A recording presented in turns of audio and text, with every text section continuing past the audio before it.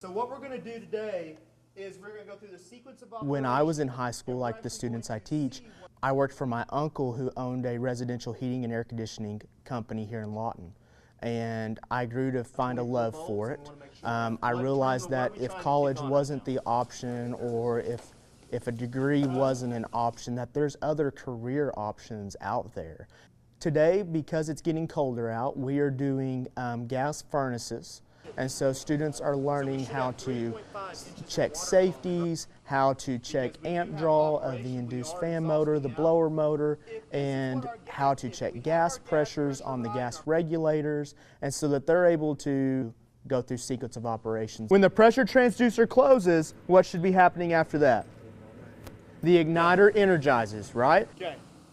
So second year. So we have class theory lessons because it's really important that a student not only knows how to do something, but why they're doing it.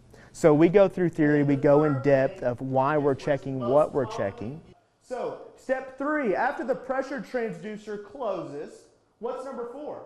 And then when we come out here to lab, we get our hands on, and these students come out here and they actually begin their troubleshooting skills with their voltmeter, and they start to use their tools, and it also helps with them getting familiar with those tools.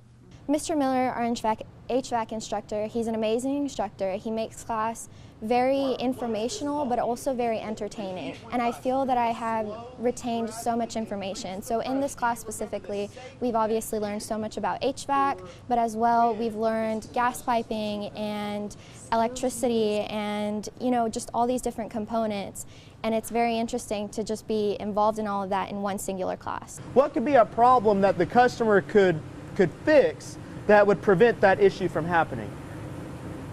Number one thing is a dirty air conditioning filter. There was a study done in the United States that there has been 45,000 technicians retiring a year, and there's only 15,000 technicians going in to replace that. So the need is there. I just want to be the one that pushes these students to want to fill that need and to go out there and do the best job that they possibly can.